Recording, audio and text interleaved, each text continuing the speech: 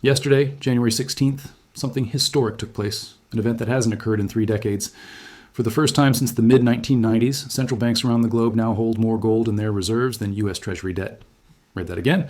Central banks officially own more gold than U.S. bonds or American debt. This moment marks a critical turning point, a figurative crossing of the Rubicon. It's the indicator that the U.S. dollar has now lost its global monopoly as the reserve currency. Essentially, the world has shifted its position, signaling, "We no longer trust you." If you fail to grasp the gravity of this change and its profound implications, you're about to receive a costly lesson, and not just financially. So block everything else out, listen carefully, and let me break it down for you and explain why this seismic shift could be the reason silver skyrockets into unthinkable territory. Let's start with gold as the cornerstone of this narrative. Since the collapse of the Bretton Woods system in 1971, the US dollar has reigned as the global reserve currency. Every nation worldwide has relied on holding US dollars or US Treasury bonds as reserve assets. Why? Simply put, dollars are needed for purchasing oil and facilitating international trade, because that's how the system has been structured for decades.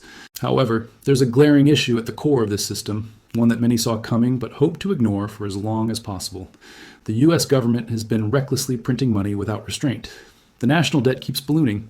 $10 trillion, $20 trillion, $30 trillion, now over $36 trillion, and counting. With each new dollar printed, its value diminishes further. Understandably, foreign governments have started to grow uneasy, witnessing this unchecked fiscal behavior. The consistent bailouts, where trillions of dollars are conjured up by the Federal Reserve, have only exacerbated their fears over time. Slowly and quietly, many countries decided to safeguard themselves by diversifying their reserves, not with dollars or treasuries, but with gold. Over recent years, a list of nations including China, Russia, India, Saudi Arabia, Turkey, Poland, and others have significantly increased their gold holdings. Their actions have culminated in the extraordinary event we witnessed yesterday. Central banks collectively now hold more gold reserves than U.S. Treasury bonds for the first time in 30 years. This development is monumental, a resounding statement of distrust in the dollar. Here's why this matters. Gold is finite and tangible. It can't be printed into existence like fiat currencies or inflated beyond its inherent value. It carries neutrality, free from any one government's control, making it immune to sanctions or financial seizures. And that's precisely why it's becoming increasingly attractive to global players at a time when trust in the dollar is waning. The weaponization of the US dollar has significantly amplified this trend. When Russia invaded Ukraine, the US froze Russia's dollar reserves as part of its sanction strategy. Now other nations are watching closely. They understand that what happened to Russia could happen to them too, if they cross certain red lines. China comes to mind regarding Taiwan tensions. This gradual erosion of trust in the dollar's safety is pushing central banks to offload treasury bonds and stockpile gold instead. A clear vote of no confidence in America is monetary policy. This shift signals the slow unraveling of dollar hegemony on a global scale. By now, you are probably asking yourself what this has to do with silver, and here is the connection.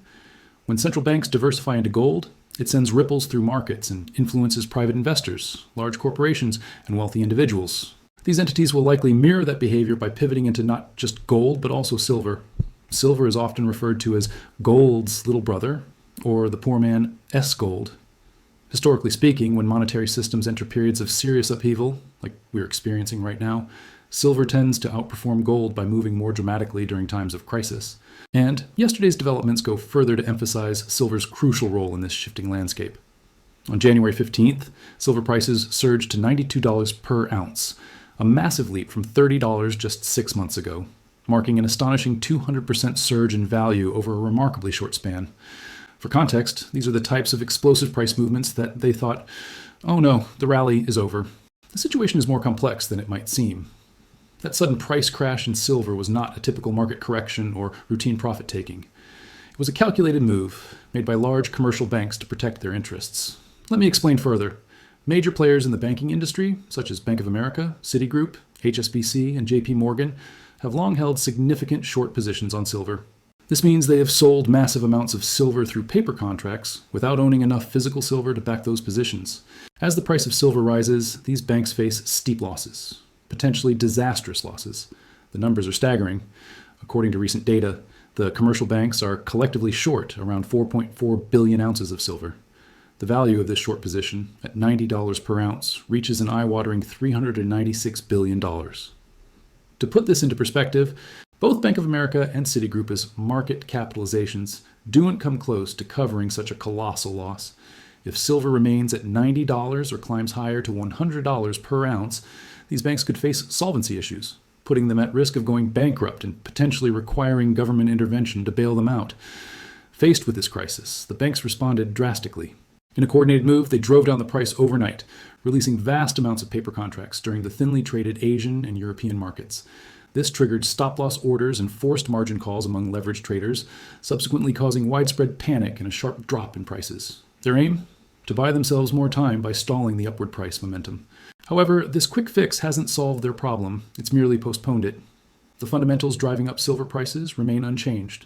There's still a severe physical shortage of silver, industrial demand continues to surge, and vaults remain depleted. The resurgence of prices is inevitable. When the price surpasses $95 and heads toward $100, the banks will find themselves in even deeper trouble. Their recent actions have only highlighted their desperation, and desperate measures often lead to greater instability. Some compelling evidence supports these claims of a physical silver shortage. Although the paper price for silver fell from $92 to $87 during the crash, an intriguing phenomenon occurred in the physical market. Lease rates for silver soared. For those unfamiliar, lease rates represent the cost of borrowing physical silver, such as when it's needed for industrial purposes or to cover short positions. In stable conditions, these rates are typically very low, around 0.5% or 1% annually. However, in today's market, lease rates have spiked dramatically to unprecedented levels of 5%, 10%, or even 20% in some cases. This is a clear indicator that physical supply is severely constrained. Vaults are running dry, and those who need silver urgently are willing to pay exorbitant premiums to secure it. The spike in lease rates also reflects a state known as backwardation, where the spot price of silver exceeds its futures price. This scenario occurs when buyers urgently demand immediate delivery of a commodity, rather than waiting for future contracts to mature, a glaring red flag indicating a physical shortage. So, while banks have engineered this artificial drop in the paper price to suppress the visible market rally, the physical market is sending a starkly different message. There simply isn't enough silver available. The Shanghai Futures Exchange has also signaled red alerts regarding the supply crunch. Recently, they slashed the maximum allowable position size for silver contracts from 7,000 lots to just 3,000, a drastic 57% reduction. This decision will take effect on January 19th during the 9th trading session and directly reflects their fears of running out of deliverable metal. By limiting position sizes, they aim to curb demand for physical delivery and stave off even greater pressure on their dwindling physical inventory. All these signs, the steep drop in paper prices during thin trading hours, soaring lease rates, backwardation in the market, and Shanghai's tightened position limits, paint a clear picture. A severe disconnection now exists between the artificial movements in paper values and the very real constraints in the physical market. What we're witnessing is not the end of this rally, but rather its beginning.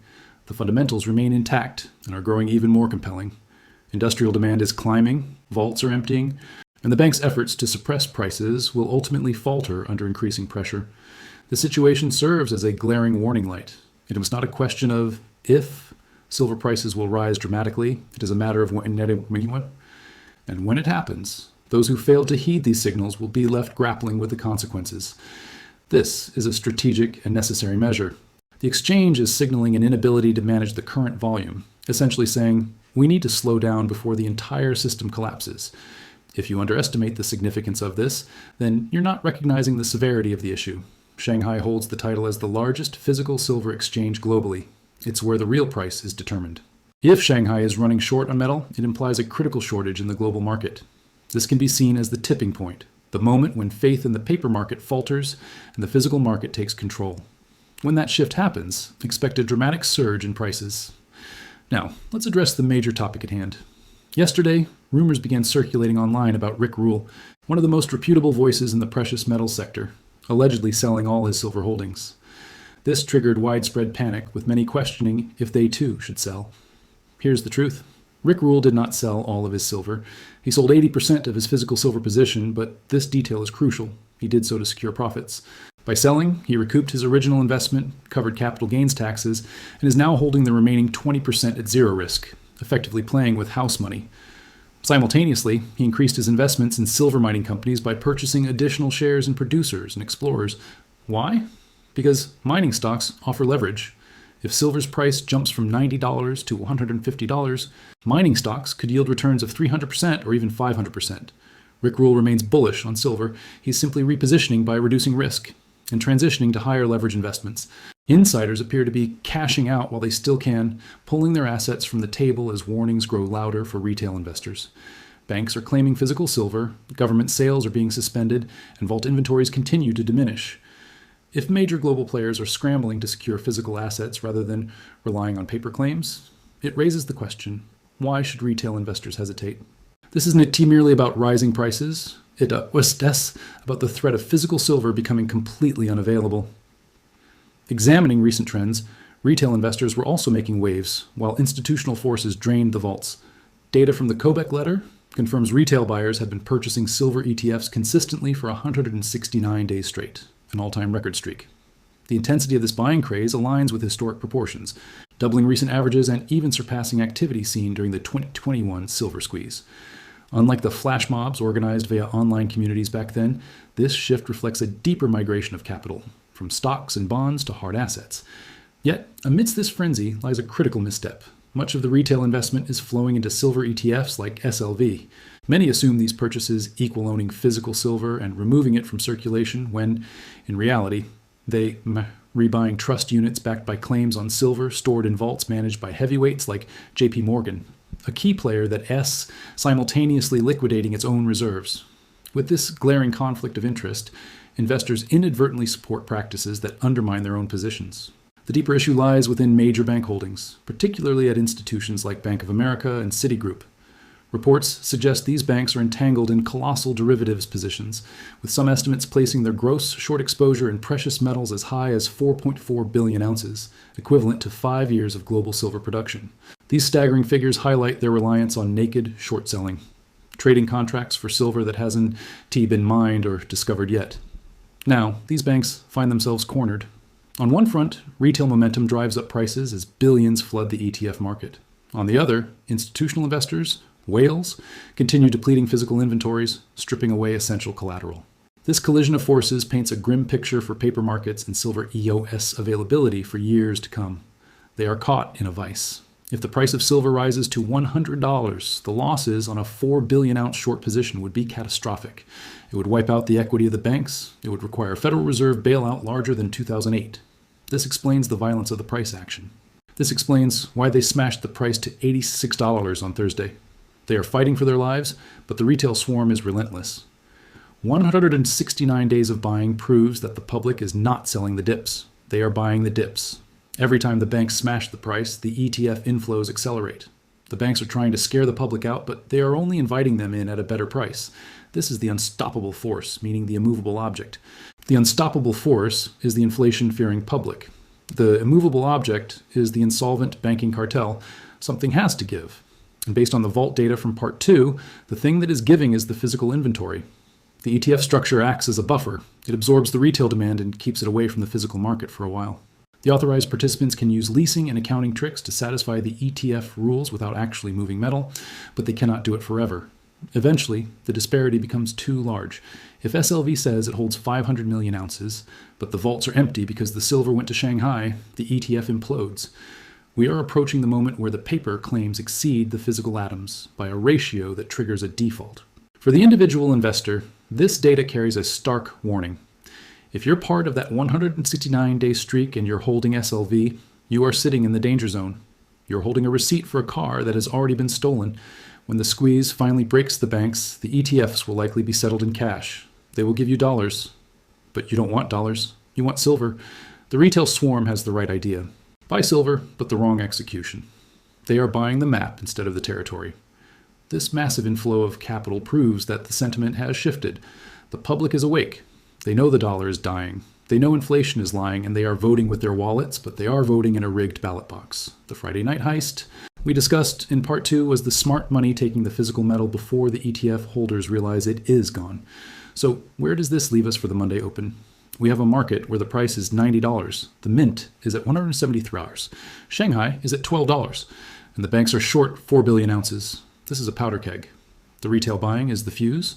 The vault drain is the spark. And the explosion will be the repricing of silver to a level that balances the books. That level is not $90. It is not $100. In the final part of this deep dive, we are going to look at the verdict. We are going to combine the mint pricing, the vault drain, and the short position to calculate the true target. We're going to discuss the Monday gap. With all this news breaking over the weekend, the U.S. Mint repricing, the vault drain, the market is likely to panic at the open. And we are going to give you the final strategy for navigating the great repricing. The banks are trapped, the public is swarming, and the metal is gone. The only way out is up. We have arrived at the conclusion.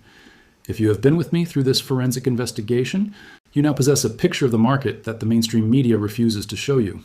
You understand the sovereign leak, where the U.S. Mint admitted the real price is $173. You understand the Friday night heist, where 4.2 million ounces were looted from the vaults. And you understand the retail swarm that has trapped the banks in a 4 billion ounce short position. The evidence is overwhelming. It is not a theory. It is a mathematical disconnect that cannot be resolved without a massive repricing event. Today, Saturday, January 17th, 2026, we are staring at the largest pricing anomaly in the history of finance. Look at the numbers one last time. The spot price on the COMEX closed at $90.14. The Shanghai price closed at $12. The pressure is too high. Something is going to break, and when it does, the price is going to explode. So if you are waiting for the perfect time to buy, the perfect time is now, because by the time it is obvious to everyone else, it will be too late. The metal will be gone. The price will be $200, and you will be kicking yourself for not acting when you had the chance. Now, let me give you one final thought. The reason the banks are so desperate right now, the reason they smashed the price to $87 is because they know what is coming. They know that they cannot hold the line much longer. They know that the physical market is going to overwhelm the paper market. They know that the squeeze is coming, and they are terrified. And when your opponent is terrified, when they are making desperate moves, that is not the time to fold. That is the time to hold. That is the time to press your advantage. That is the time to look them in the eye and say, I am not selling. So do not let them shake you out with a $5 dip. Do not let them scare you with fake news or rumors. Do not let them manipulate you with overnight crashes in liquid markets. Hold your silver. Trust the fundamentals, and wait for the inevitable moment when the paper market collapses and the physical price takes over, because that moment is coming. The central banks buying gold instead of dollars proves it. The Shanghai position limits prove it. The spiking lease rates prove it. The $396 billion loss that the banks are facing proves it. All the evidence is screaming the same message. The system is breaking. The endgame is here, and silver is going to the moon. So hold the line. Do not panic. Do not sell. And get ready for the ride of your life. This is John A.G. from Currency Archive. It is Friday, January 16th, 2026. Central banks just chose gold over dollars for the first time in 30 years. Banks are facing $396 billion in losses if silver hits 100. Shanghai is cutting position limits. The lease rates are spiking. Rick Rule is moving to miners for more leverage. And Vanek is forecasting $184,000 gold. The dip to $87 is a trap. It is the banks shaking the tree one last time before the explosion. Do not fall for it. Hold your silver. The target is $300, $500, maybe more. The force majeure is coming. The endgame is here. Remember to like, subscribe, and share. Hold the line. Do not let them steal your